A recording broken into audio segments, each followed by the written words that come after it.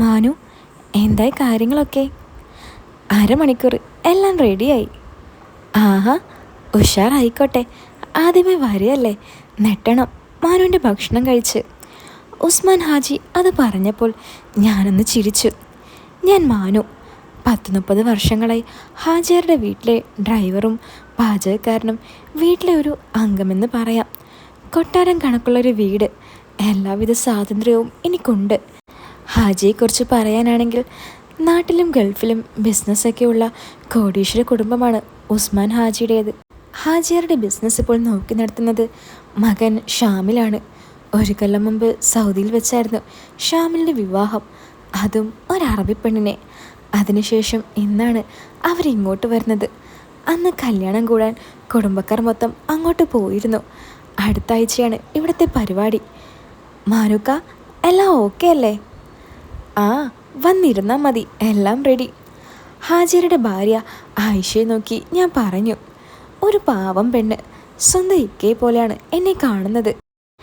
എനിക്ക് സഹായത്തിന് ആളെ വെക്കാൻ എന്നും പറയുമെങ്കിലും വല്ലപ്പോഴും വരുന്ന ഇവർക്ക് ഭക്ഷണം വെക്കാൻ ഞാൻ തന്നെ ധാരാളമായിരുന്നു.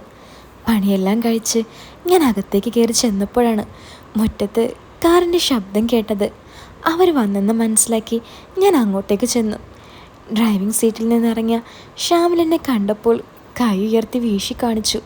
അവനിപ്പോൾ നാട്ടിൽ വന്നിട്ട് ഏകദേശം 1.5 കൊല്ലം ആയി കാണും. നന്നായി തടിച്ച് വയറെല്ലാം ചാടിയിട്ടുണ്ട്. എന്താ മോനെ വിശേഷങ്ങൾ? അടുത്ത് ചെന്ന് ഞാൻ കയ്യിൽ പിടിച്ച് ചോദിച്ചു. ആ, നല്ല വിശേഷം മാനുക്ക. നിങ്ങൾ വയസ്സാകും തോറും ചെറുപ്പക്കാരനാവുകയാണല്ലോ. അതൊക്കെ അവൻ പറമ്പിൽ പണിയെടുത്തുണ്ടാക്കിയതാ. അങ്ങോട്ട് വന്ന ഹാജാരുടെ മറുപടിയായിരുന്നു അത്.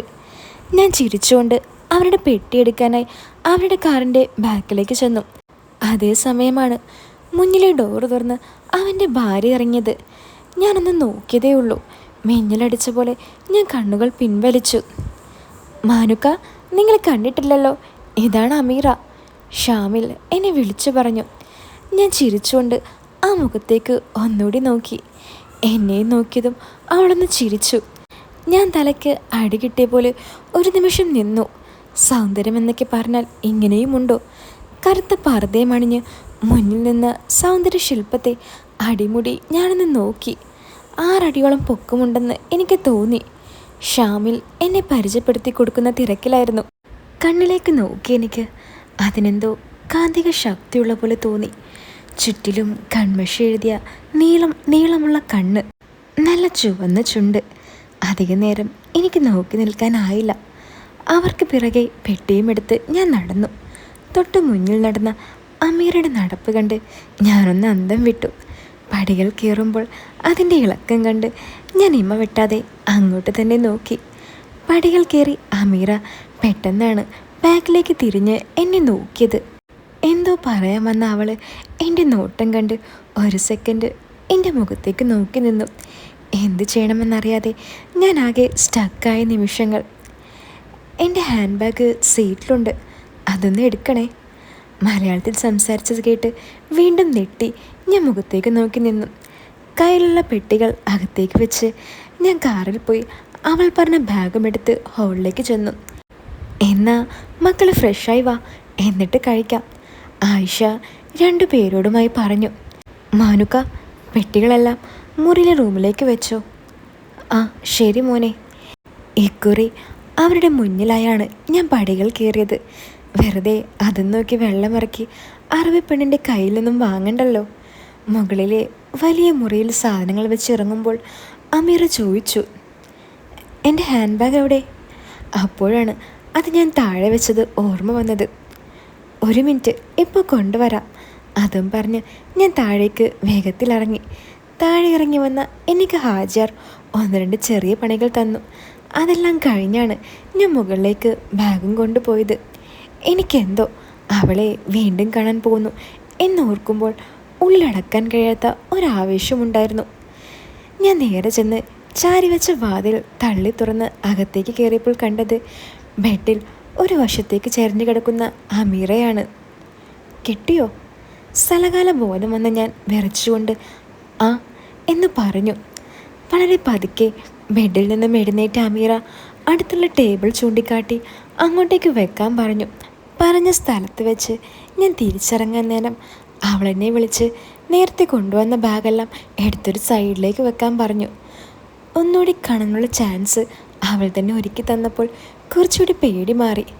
അവളിപ്പോൾ ബെഡിൽ നിന്നും എഴുന്നേറ്റു. ഞാൻ കൊണ്ടുവന്ന ബാഗിൽ നിന്നും ചാർജർ എടുത്ത് വീണ്ടും ബെഡിൽ തന്നെ പോയിരുന്നു. ഞാൻ ബാഗുകളെല്ലാം അടക്കി വെച്ചു.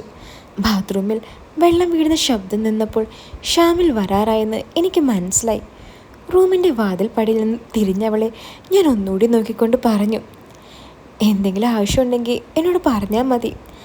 അവളിനെ നോക്കി തലയാട്ടിയപ്പോൾ ഞാൻ അവിടെ നിന്നും മനസ്സില്ലാ മനസ്സോടെ താഴേക്ക് വന്നു. ഉച്ചയ്ക്ക് ഭക്ഷണം കഴിച്ചുകൊണ്ടിരിക്കുമ്പോൾ ഷാമിൽ അവളോട് ചോദിച്ചു, എങ്ങനെയുണ്ട് ഫുഡെന്ന്. അതിനവൾ ഫുൾ മാർക്ക് തന്നപ്പോൾ ഹാജാർ ഞാനാണ് ഉണ്ടാക്കിയെന്ന് പറഞ്ഞു. അത് കേട്ടപ്പോൾ അവളുടെ ഒരു നോട്ടം നോക്കിയിട്ട് എനിക്കെന്തോ ആ കണ്ണിലേക്ക് ഒരു സെക്കൻഡിൽ കൂടുതൽ നോക്കാൻ കഴിഞ്ഞില്ല. അത്രയ്ക്ക് ശക്തിയുള്ളതുപോലെയായിരുന്നു ആ ഫീല്. 2 മാസമേ അവർ നാട്ടിലുണ്ടാകുമെന്നും അടുത്ത ആഴ്ച പാർട്ടി കഴിഞ്ഞാൽ ഹാജാരും ഫാമിലിയും ബാംഗ്ലൂരിൽ പോകുമെന്നും സംസാരത്തിലൂടെ എനിക്ക് മനസ്സിലായി. സാധാരണ ഹാജാർ ഒറ്റയ്ക്ക് പോയാൽ തന്നെ ചുരുങ്ങിയത് ഒരാഴ്ചയെങ്കിലും അവിടെ തങ്ങാറുണ്ട്. വയനാടുള്ള ഇവരുടെ തന്നെ ടൂറിസ്റ്റ് ഹോമിലും പോകാൻ പ്ലാൻ നടക്കുന്നുണ്ട്. എന്തായാലും കല്യാണ പാർട്ടി കഴിഞ്ഞാൽ അറിയാം എങ്ങോട്ടാണെന്ന്. പിന്നീടുള്ള ദിവസങ്ങളിൽ എല്ലാവരും ഒടുക്കത്തെ ബിസിയായിരുന്നു. കുടുംബ വീടുകളിലെ സന്ദർശനങ്ങളും വിരുന്നുമായി ഷാമിലും പെണ്ണും തിരക്കിലായി. വീട്ടിലെ പാർട്ടി കഴിയും വരെ അമീറയും നേരെ കാണാൻ കൂടി കഴിഞ്ഞിട്ടില്ല. ഹാജാരുടെ കുടുംബത്തിൽ തന്നെ എത്രയോ സുന്ദരികളുണ്ട്. എല്ലാവരുമായി നല്ല അടുപ്പവും എനിക്കുണ്ട്. പക്ഷേ അമീറയെ ദൂരെ നിന്നും കണ്ടു നിൽക്കാൻ പോലും ഞാൻ അതിയായി ആഗ്രഹിച്ചിരുന്നു. ഷാമിലിൻ്റെ ഭാഗ്യത്തിൽ അസൂയ പൂണ്ട് അകലിൽ നിന്നും കണ്ട് രസിക്കാനേ എനിക്ക് കഴിയൂ. പാർട്ടി കഴിഞ്ഞതോടെ വീട്ടിലെ ആളുകാരവും കഴിഞ്ഞു. അടുക്കളയിലെ പണിയെല്ലാം കഴിഞ്ഞ് പുറത്തിറങ്ങി ഞാൻ കാണുന്നത് ഉപ്പയും മോനും കൂടി കാര്യമായി ചർച്ചയിലാണ്. എന്നെ കണ്ടതും ഹാജിർ അങ്ങോട്ട് വിളിച്ചു, മാനു, നീ 4 ദിവസം രാത്രി ഇവിടെ തന്നെ നിൽക്കണേ. ഞങ്ങൾ രാവിലെ ബാംഗ്ലൂരിൽ പോവുക. ആണോ? സാധാരണ ഹാജർ ബാംഗ്ലൂരിൽ പോകുമ്പോൾ ഞാൻ ഇവിടെ തന്നെയാണ് രാത്രി തങ്ങാറുള്ളത്. അതിനായി വീടിനടുത്ത് ചേർന്ന് വലിയൊരു മുറി തന്നെ എനിക്കുണ്ട്. പിന്നെ മാനു, മോൾ ഇവിടെ കാണും. പുറത്തേക്ക് പോകണമെങ്കിൽ ഒന്ന് കൊണ്ടുപോകണം. ലഡ്ഡു പൊട്ടുക എന്നൊക്കെ പറഞ്ഞ അതാണ്, ഒന്നല്ല 1000. മോള് വരുന്നില്ലേ? ഇല്ല മാനുക്ക, ഒന്നാമത് അവൾക്ക് താല്പര്യമില്ല. പിന്നെ അവിടുത്തെ സാഹചര്യം അറിയാലോ. ഷാമിലിനെ നോക്കി ഞാൻ തലയാട്ടിക്കൊണ്ട് അവിടെ നിന്നും പോയി. രാവിലെ 5 മണിക്ക് തന്നെ ഹാജർ പോകാനായി റെഡിയായി വന്നു. മുകളിൽ നിന്നും ഷാമിൽ ഇറങ്ങി വരുമ്പോൾ അവൻ്റെ കൂടെ അമീറയും ഉണ്ടായിരുന്നു. താഴേക്ക് വന്ന അവൻ്റെ കയ്യിൽ നിന്നും ബാഗ് വാങ്ങുമ്പോൾ സൈഡിലായി നിന്ന അവളെ ഞാനൊന്ന് നോക്കി. ഉറക്കച്ചടവിൽ അവളെ കാണാൻ പ്രത്യേക ഭംഗി തോന്നി. അവളെന്നെ നോക്കിയതും ഞാൻ ബാഗുമെടുത്ത് പുറത്തേക്ക് പോയി. അവർ പോകുന്നത് വരെ എല്ലാവരും കോലയിൽ തന്നെ നിന്നു. കാറ് മുന്നോട്ട് പോയതും ആയിഷയാണ് ആദ്യം അകത്തേക്ക് പോയത്. ഞാൻ പുറത്തേക്ക് ഇറങ്ങാൻ നേരം അമീറ എന്നെ വിളിച്ചു, മാനുക്ക, ഒരു ചായ കിട്ടോ? ആ, ഇപ്പോൾ തരാം. വന്നിട്ട് ആദ്യമായാണ് അവളൊരു കാര്യം ആവശ്യപ്പെടുന്നത്. മുകളിലേക്ക് കൊണ്ടുപോര്. അത്രയും പറഞ്ഞ് അമീർ അകത്തേക്ക് നടന്നു. എനിക്കത് വിശ്വസിക്കാൻ കഴിഞ്ഞില്ല. പിന്നെ എനിക്കാകെ ധൃതിയായി. ഞാൻ വേഗം അടുക്കളയിലേക്ക് ചെന്ന് ചായക്ക് വെള്ളം വെച്ച് ചെറിയ പാത്രത്തിൽ ഈന്തപ്പഴവും ബിസ്ക്കറ്റും എടുത്ത് റെഡിയാക്കി വെച്ചു. ചായയും ഇതെല്ലാം കൂടി ഒരു ട്രേക്കുള്ളിൽ വെച്ച് ഞാൻ മുകളിലേക്ക് കയറി. പോകുമ്പോൾ ആയിഷയുടെ മുറിയുടെ വാതിൽ അടഞ്ഞു തന്നെയല്ലേ എന്ന് ഒന്ന് നോക്കി. പാതി തുറന്ന വാതിൽ ഞാൻ തള്ളി തുറന്ന് അകത്തേക്ക് കയറി. കട്ടിലിൽ ചാരിയിരുന്ന് ഫോണിൽ നോക്കുകയായിരുന്ന അമീറ എന്നെ കണ്ടതും അവളൊന്ന് ചിരിച്ചു. ട്രേ ടേബിളിൽ വെച്ച് ഫ്ലാസ്കിൽ നിന്നും ചായ ഗ്ലാസ്സിലേക്ക് പകർന്ന് അതുമായി അവളുടെ അടുത്തേക്ക് ചെന്നു. ചായ. ഫോണിൽ നിന്നും തല ഉയർത്തി എന്നെ നോക്കി അവളത് വാങ്ങി. നല്ല ചായ. ഒന്ന് വലിച്ചു കുടിച്ച് എന്നെ നോക്കി ചിരിച്ചുകൊണ്ട് അവൾ പറഞ്ഞു. എൻ്റെ അമ്മോ, ആ ചിരി! ബെഡിൽ നിന്നും എഴുന്നേറ്റ് അവൾ ടേബിൾ ലക്ഷ്യം വെച്ച് നടക്കുമ്പോൾ ഞാനൊരു മടിയും കൂടാതെ എല്ലാം അടുത്തുനിന്ന് നോക്കി കണ്ടു. ആവശ്യമുണ്ടെങ്കിൽ എന്നെ വിളിച്ചാൽ മതി, ഞാൻ താഴെ കാണും. അരമണിക്കൂർ കഴിഞ്ഞ് ഇതെല്ലാം എടുത്തോ. ഒരു ഈന്തപ്പഴം എടുത്ത് അവൾ വായിലേക്ക് വെച്ചുകൊണ്ട് പറഞ്ഞു. അങ്ങനെ ഞാൻ അവിടെ നിന്ന് പുറത്തിറങ്ങി. അരമണിക്കൂർ കഴിഞ്ഞ് എടുക്കാൻ വരാൻ പറഞ്ഞിരുന്നു. ഇനി എന്നെ കൊതിപ്പിക്കാനാവുമോ? ഏയ്, അങ്ങനെ വരാൻ വഴിയില്ല. അവളൊക്കെ മനസ്സ് വെച്ചാൽ 1000 പേര് വരും. പിന്നെയല്ലേ എന്നെ. ഇതൊക്കെ അടുത്ത ശീലമാകും. ഏത് സാഹചര്യത്തിനും അവിടെ ആളുണ്ടല്ലോ. ഓരോന്ന് ചിന്തിച്ചു കൂട്ടി എൻ്റെ പണികൾ ഞാൻ തുടർന്നു. കൃത്യം അരമണിക്കൂറായപ്പോൾ ഞാൻ മുകളിലേക്ക് കയറി. വാതിലടഞ്ഞാണ് കിടക്കുന്നത്. 1-2 വട്ടം ഞാൻ വാതിലിൽ മുട്ടിയപ്പോൾ അകത്തുനിന്ന് അവളുടെ ശബ്ദം കേട്ടു. അടച്ചിട്ടില്ല. ആ സെക്കൻഡിൽ തന്നെ വാതിൽ തുറന്ന് ഞാൻ അകത്തേക്ക് കയറി. ആദ്യം തന്നെ നോക്കുന്നത് അമീറയായിരുന്നു. ബെഡിൽ കിടന്ന് അവൾ ഫോണിൽ കളിക്കാണ്. ഞാൻ ചെന്ന് പതിയെ സാധനങ്ങളെല്ലാം എടുത്ത് ട്രെയിൽ വെച്ച് ഞാൻ അങ്ങോട്ടേക്ക് ഒന്നുകൂടി നോക്കി. ആ സമയത്ത് അവളും എന്നെ നോക്കി. വേഗം ഞാൻ കണ്ണുകളെടുത്ത് പോകാനായി തിരിഞ്ഞു. ഡ്രസ്സ് കഴുകാനെടുക്കാനുണ്ടോ? ആ പണിക്കാർ വന്നിട്ടുണ്ട്. ആ, ഉണ്ടാകും. എന്നാൽ ഞാനിപ്പോൾ അവരെ ഇങ്ങോട്ട് വിടാം. വേണ്ട, നിങ്ങൾ പോകുമ്പോൾ അതെടുത്തോ, അവൾ പറഞ്ഞു. ആ, ദാ അവിടെയാ. വിരൽ ചൂണ്ടിയിടത്തേക്ക് ഞാൻ നോക്കി. മുറിയുടെ മൂലയിലിരുന്ന് ബക്കറ്റിന് മുകളിൽ തന്നെ അവളുടെ കുറച്ച് വസ്ത്രങ്ങളുണ്ടായിരുന്നു. അതിലേക്ക് നോക്കിക്കൊണ്ട് ഞാൻ ചോദിച്ചു, ഇതേ ഉള്ളൂ? ആ. ഞാൻ ബക്കറ്റോടുകൂടി എല്ലാം എടുത്തിറങ്ങി. അമീറ, എന്തെങ്കിലും ആവശ്യമുണ്ടെങ്കിൽ പറയണം. അവൾ തലധരിച്ച് നോക്കിയതല്ലാതെ ഒന്നും പറഞ്ഞില്ല. വാതിൽ പഴയ പോലെ ചാരി ഞാൻ താഴേക്കിറങ്ങി. ഇതെല്ലാം അമീർ തന്നതാ കഴുകാൻ. സൈനത്തയുടെ നേരെ ബക്കറ്റ് നീട്ടിക്കൊണ്ട് ഞാൻ പറഞ്ഞു. എവിടെ പുറം പണിക്കും വീട് തൂക്കാനും വരുന്നതാണ് സൈനത്ത. ഇത്രയും കാലമില്ലാത്ത ഒരാഗ്രഹം എനിക്കവരോട് തോന്നി. 100% പോലും നടക്കാൻ വഴിയില്ലെന്ന് ഉറച്ച ബോധ്യമുണ്ടായിട്ടും എൻ്റെ മനസ്സ് അവളുടെ പിറകെ പോയി. മാനുക്ക, മോൾക്കുള്ളതും കൊടുത്തോ? ആ, രാവിലെ ചായ വേണമെന്ന് പറഞ്ഞിരുന്നു. അത് ഞാൻ കൊടുത്തു. ആണോ? നമ്മുടെ ശീലമൊന്നും അല്ലല്ലോ. വേണ്ടത് എന്താന്ന് വെച്ചാൽ ഒന്ന് ചെയ്തു കൊടുക്കണം. ആ, ആയിക്കോട്ടെ. ആയിഷ അതും പറഞ്ഞ് മുകളിലേക്ക് കയറി. അവിടുന്ന് 10 മിനിറ്റ് കഴിഞ്ഞപ്പോൾ താഴെ കിച്ചണിൽ വന്നതിനോട് പറഞ്ഞു, അവൾ അവിടെ തലവേദനയായിട്ട് കിടക്ക. അവളുടെ ഫുഡ് അങ്ങോട്ട് കൊടുത്തേക്ക്. പിന്നെ സൈനുണ്ടിയിൽ കൊടുക്കണ്ട, മാനുക്ക് തന്നെ കൊണ്ടുപോയാൽ മതി. ആ, ഫുഡൊക്കെ റെഡിയാണ്, ഇപ്പോൾ തന്നെ കൊണ്ടുപോയി കൊടുക്കാം. ബ്രേക്ക്ഫാസ്റ്റുമായി മുകളിലേക്ക് കയറുമ്പോൾ എൻ്റെ മനസ്സ് അവളെ കാണാനായി പിടയുകയായിരുന്നു. ഞാൻ കയറി ചെന്നത് കണ്ട് അവളെന്നെ നോക്കി. എന്നിട്ട് ഒന്ന് ചിരിച്ചു. അതോടുകൂടി നേരിട്ടുണ്ടായിരുന്ന പേടി അങ്ങോട്ട് മാറിക്കിട്ടി. മോളിങ്ങോട്ടിരുന്നോ, ഞാൻ വിളമ്പിത്തരാം. നനഞ്ഞ മുടി നിവർത്തിയിട്ട് അമീറ കസേരയിലിരുന്നു.